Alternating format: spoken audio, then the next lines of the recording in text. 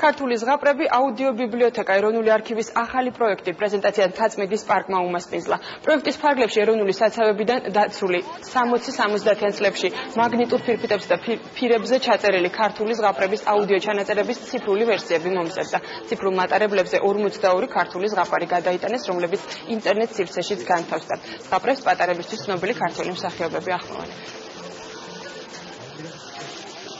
ეროვნული არქივი ახორციელებს ქართული ზღაპრების პროექტს, რომლის მეშვეობითაც მოხერხდა ჩვენთან დაცული ქართული ხალხური ზღაპრების ჩანაწერების გაციფრება.